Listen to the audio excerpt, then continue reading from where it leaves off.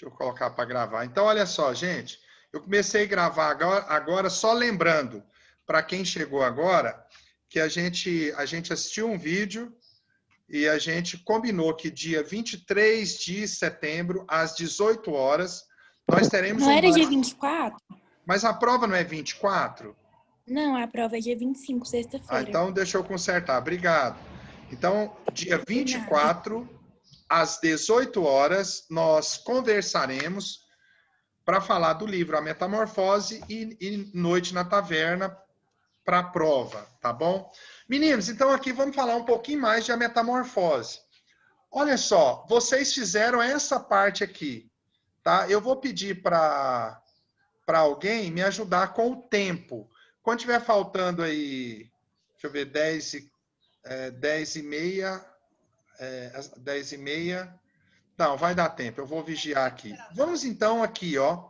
Acompanhe esse vídeo, por favor. Deixa eu ver aqui. Deixa eu ver aqui. Bem, eu vou parar aqui e vou voltar aqui. Já foi aqui, mas para aqui. Para aqui. Cadê onde está o histórico? Aqui. Histórico. Vocês estão vendo aí, belezinha? Tamo.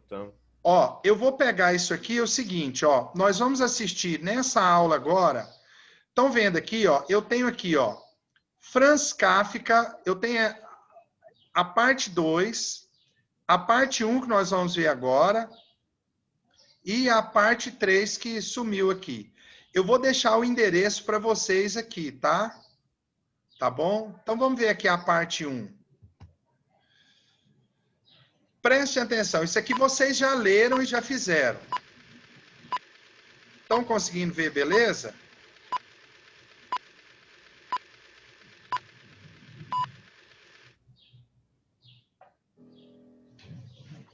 Acompanhe isso aí, por gentileza.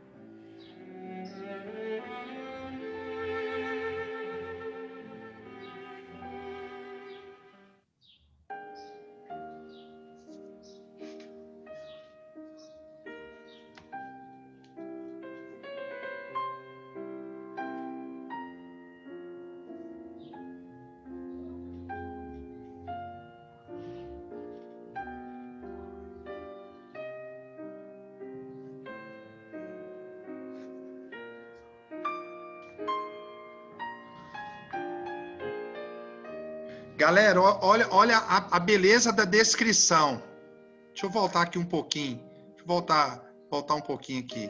Olha a beleza da descrição. As duas portas, a janela da chuva, a escrivaninha com a mala dele.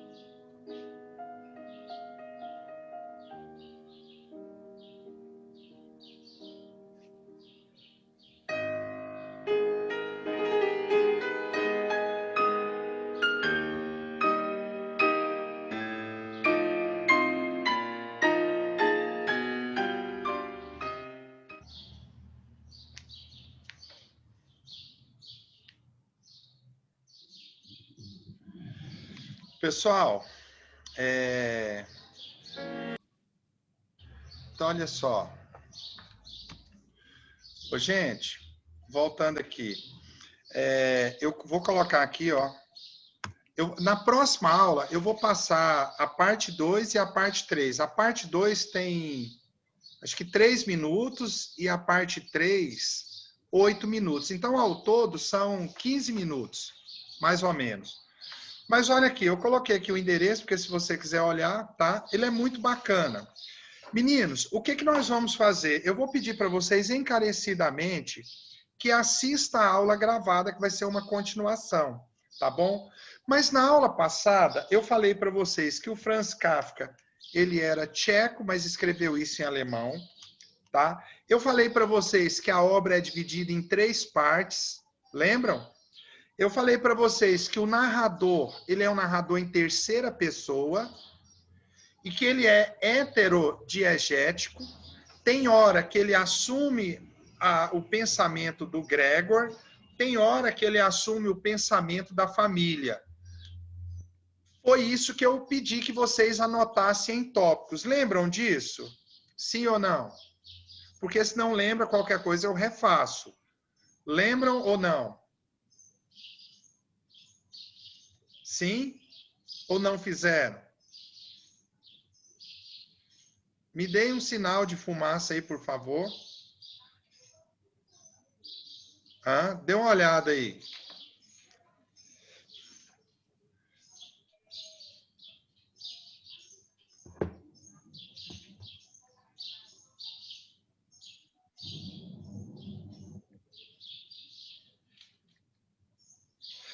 Até vocês ficaram falando, vocês falaram para mim assim, não, professor, você fala uma coisa, depois fala outra. Acharam aí ou não? Você sabe por que eu estou insistindo? Se tivesse no livro, tudo bem. É porque isso é que vai compor a sua prova. Acharam ou não?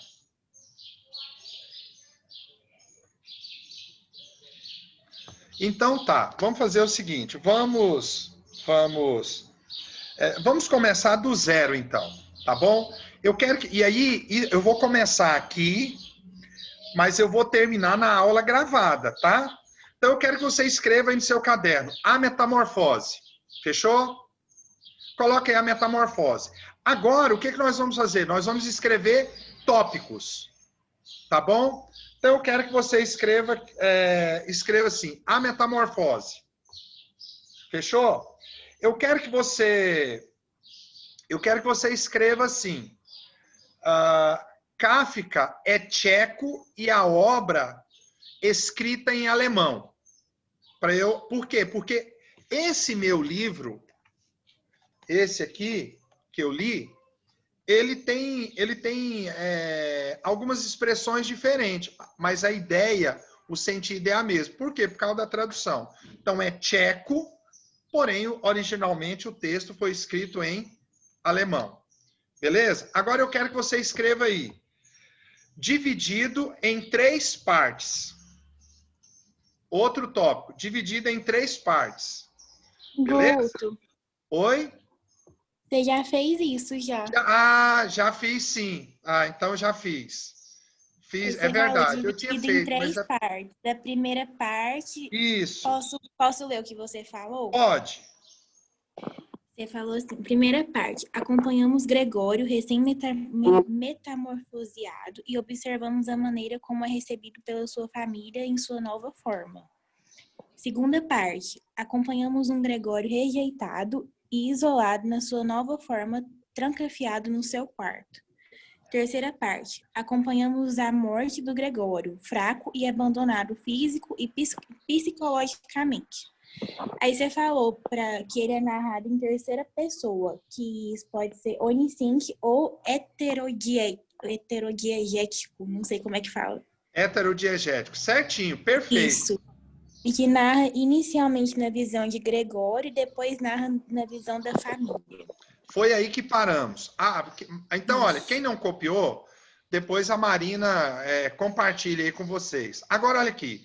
Só voltar um pouquinho no narrador. O narrador em primeira pessoa, ele narra do jeito que ele viu, do jeito que ele sente. O narrador em terceira pessoa, ele é um narrador do lado de fora. Só que esse narrador aqui, ele é um narrador corrupto. Ele está do lado de fora, mas ele narra como se fosse o Gregory, e aí quando o Gregory está morrendo, definhando, ele passa a narrar na visão da família. Então ele é um narrador meio que sacana. Agora, o que eu quero que vocês anotem aí? Continuando essas anotações. A obra inicia com o clímax. A obra inicia com o clímax. Se você quiser colocar entre parênteses Gregório Bicho, beleza. Mas o que é o clímax de uma obra? Vamos pegar uma telenovela, uma novela. O clímax da obra é quando o bandido é descoberto e que ele vai ser preso. Aquele ali é o ponto alto da obra. Porque depois da prisão do bandido, a obra perde o interesse. Eu quero saber quem é que matou Odete Roitman. Aí a novela toda gira em cima disso. Aí lá no final, ó, quem matou Odete Roitman foi... Ai, caramba. Quem matou Odete Roitman foi o Gilson da padaria. Aí, gente, esse é o clímax. Depois disso, eu não tenho mais nada de interessante. Aí eu vou ter o desfecho lá, a prisão do cara, papapá. Então, essa novela, esse texto é uma novela. O que é uma novela? É uma modalidade narrativa menor que o romance, tá? Então ele já começa com o clímax. Eu já sei que o cara virou um bicho. E aí é igual Memórias Póstumas de Brás Cubas. Memórias Póstumas de Brás Cubas, ele já começa com a morte do Brás Cubas. Eu já sei que o Brás Cubas morreu. E aí ele vem contando o quê? A vida. Então eu gostaria que vocês colocassem isso, né? O clímax ocorre logo no início, né, do texto. O que vai acontecer depois, nós podemos chamar de desdobramento. Mas o que é importante é você saber que o livro já começa com o clímax. O cara virou um bicho. Beleza? Eu quero que você coloque aí o seguinte.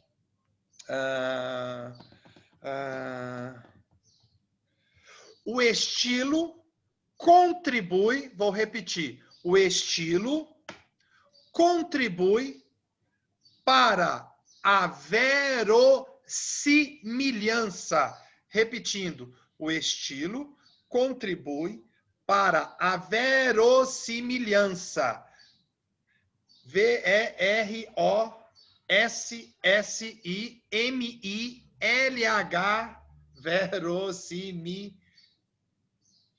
Tem que escrever que eu não dou conta.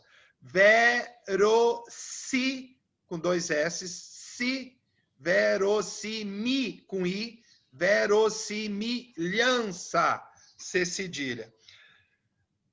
Bem, eu vou falar um pouquinho. O que é verossimilhança? É alguma coisa que aproxima da realidade. Uai, professor, mas o cara vira bicho e aproxima da realidade? Não, o fato dele virar bicho não aproxima da realidade. O que vai aproximar da realidade? As preocupações dele, os adjetivos curtos, a linguagem dele. Então, olha aqui. O enredo, a ação, não aproxima da verossimilhança. O cara virou um bicho. Mas o que aproxima da verossimilhança? Aproxima da verossimilhança adjetivos curtos, tá bom? Deixa eu ver o que mais que eu anotei aqui. Adjetivos curtos, pouco floreio, pouca floreio encher de enfeite, tá? O texto, o ato do narrador contar o que está acontecendo com o Gregor é quase que um tom burocrático. O que é um tom burocrático? Ele fica ali bicho e vai contando, eu tinha que ir trabalhar, eu agora não consigo falar, e tal, tal, tal. Seria mais ou menos isso. Então, o enredo não me dá verossimilhança. O que me dá verossimilhança? Os acontecimentos com o Gregor. As coisas que ele fala, as preocupações dele do dia a dia. Ai, meu Deus, e minha mãe agora, e meu pai, como é que vai fazer? Olha, o cara virou um bicho e ele está preocupado. Ele está preocupado com o serviço dele. Ele está preocupado com a família. Ele aí, igual vocês viram no vídeo. Não, espera, e o que eu fiz no passado? E o que eu fiz no passado? Veja que isso me dá uma ideia de que está acontecendo. Eu tô aqui em casa, em quarentena, e eu estou preocupado com escola. Eu estou preocupado com meus compromissos de escola. Ô, gente, eu não tenho que estar preocupado com escola, não. Eu tenho que estar preocupado com a minha saúde agora. Mas eu estou preocupado. Por quê? Porque eu tenho um compromisso de trabalho, né? De vocês têm prova daqui 2 anos, ou no final do ano, paz, não sei o que vai ser. Entendeu? Mas a gente acaba tendo esses pensamentos, tá bom? Outra coisa que eu quero que você coloque aí. As preocupações de Gregório era com o quê? As preocupações de Gregório com o trabalho e a família. O cara vira um bicho, ele está preocupado o quê? Com a família e com o trabalho. Tá? Vocês anotaram isso aí também. Deixe-me ver aqui. Coloque aí também. Toda a família de Gregório. Isso acaba sendo o trabalho que vocês fizeram. Toda a família do Gregório depende dele. A mãe depende, o pai depende, a irmã Gretchen depende. Tá bom? Agora, por último, bem, lembrando que eu vou continuar vou continuar a aula na aula gravada. Agora, olha aqui, nós temos mais ou menos 3 minutos e meio. Prestem atenção aqui, por favor.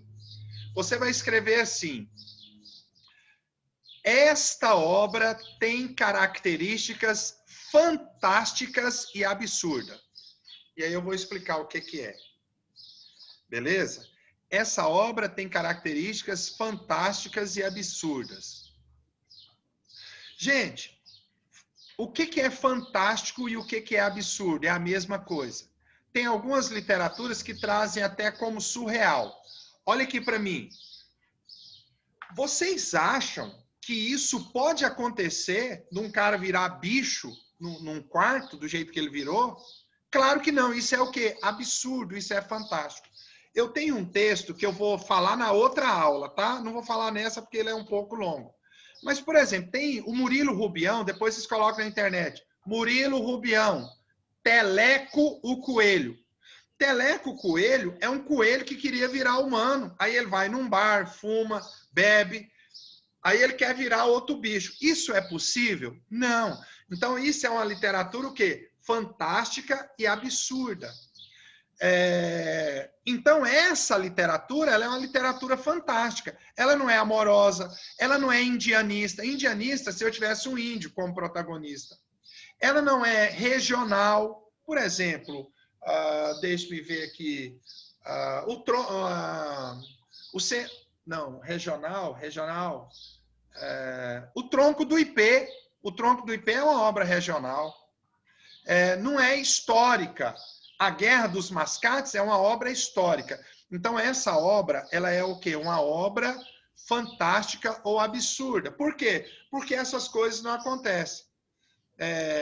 O Teleco Coelho, ele vai se transformando em outras coisas e quer virar homem, depois quer virar outro bicho, então seria mais ou menos isso. Tá bom? Meninos, a aula já vai acabar. No início da próxima aula, da aula gravada, vocês terão que fazer uma atividade para apresentar aqui para mim, tá bom? E eu vou contar como atividade, mas eu vou explicar na aula gravada, tá bom? Assistam, mesmo que seja o começo da aula gravada. Gente, eu gostaria muito de agradecer a Marina, a Gabriela, a Bruna, a Maria Eduarda. Cadê ele? Ele desativou agora.